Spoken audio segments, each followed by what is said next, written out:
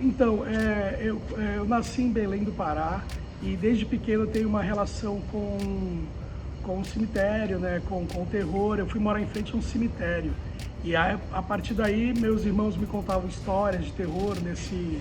A gente tinha uma sacadinha, né, que era de frente, como eu falo brincando, para o nosso futuro, que é o nosso futuro lar, né?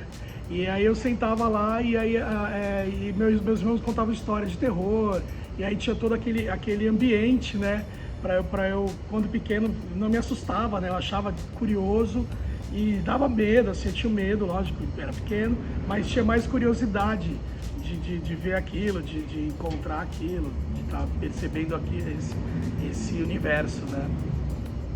Eu comecei a fazer cinema em 2000 por aí. Em 98 eu comecei a ter contato com o vídeo, né? Eu sempre tive contato com o vídeo em casa. Meu pai filmava, meu pai tinha Super 8 e fazia cinema em casa, né? Produzia em casa amadoramente do jeito dele, né? E aí depois com o tempo eu quando era pequeno eu já brincava com VHS. Eu cortava as VHS, montava, né?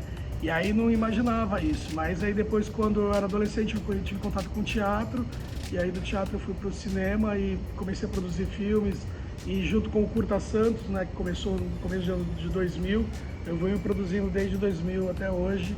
E aí o terror entra em 2018, que eu começo a escrever livros de terror, e aí começo a vender os livros, e aí tem um público, né, que vai procurando isso, vai consumindo o que eu estou fazendo, e aí eu transformo o que eu escrevi em cinema, né? Eu faço o meu primeiro filme, que é o Gato Fantasma do Cemitério do Paquetá, e aí é a minha primeira animação depois de 20 e poucos anos fazendo cinema.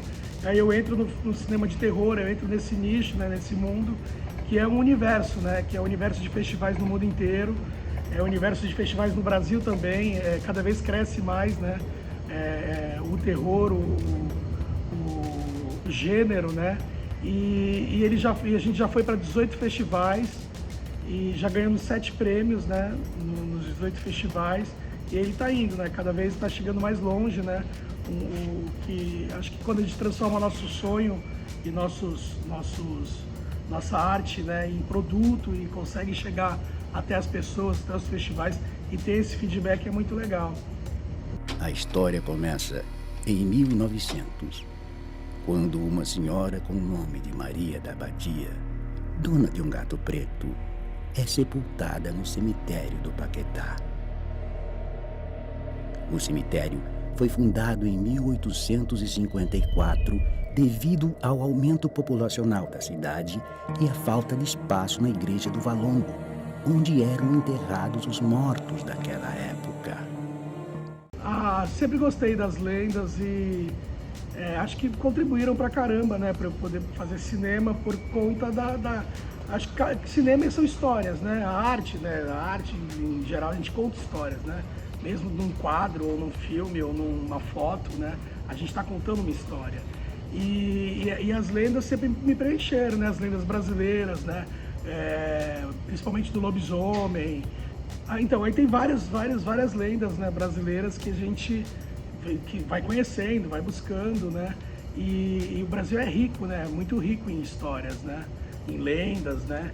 Desde do Ipupiara, né? O primeiro monstro brasileiro, que é aqui em São Vicente, né? O primeiro monstro da mitologia brasileira, que é o Ipupiara, até hoje em dia, né? Até os monstros de hoje em dia, as criações de hoje em dia, o cinema brasileiro de hoje em dia, né? Eu conto histórias da onde a gente vive, né? Nos meus livros e no cinema, eu busco as histórias, nossas histórias, né? Que vem a partir... E aí, a minha arte tem cinema, a literatura, tem bastante a ver com a história mesmo, né? O lugar histórico, o momento, o que está acontecendo, a situação histórica da situação, né? E eu acho que é isso, eu conto as histórias mesmo do meu lugar, né? O Fantasma do Paquetá, o monstro do Ipupiara, de São Vicente, entendeu? Eu vivo contando as histórias do que eu passei, das que eu conheço, né? No futuro, assim, o que eu quero fazer, eu tenho um próximo livro já pronto, de terror pelo Brasil. O primeiro livro eu fiz e tive as vendas, consegui vender. Esse segundo livro já foi um edital já foi o edital da Prefeitura de Santos, que eu consegui fazer esse segundo livro, que são Contos de Horror e Terror de Santos. E o meu terceiro livro eu estava fazendo antes de começar a pandemia. Eu estava indo nas cidades e buscando as histórias, né?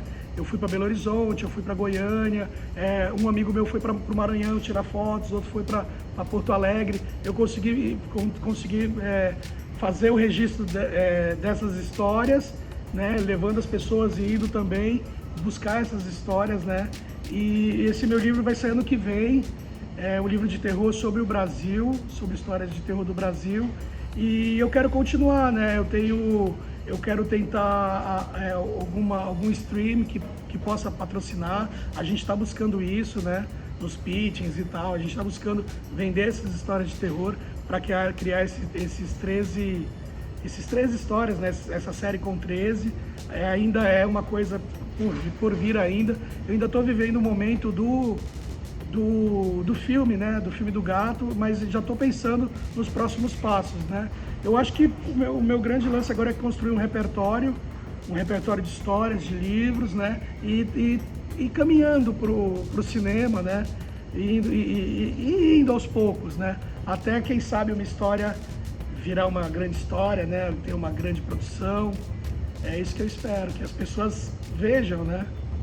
Cada vez mais o terror cresce no Brasil, né? Não é no Brasil só, acho que no mundo, né?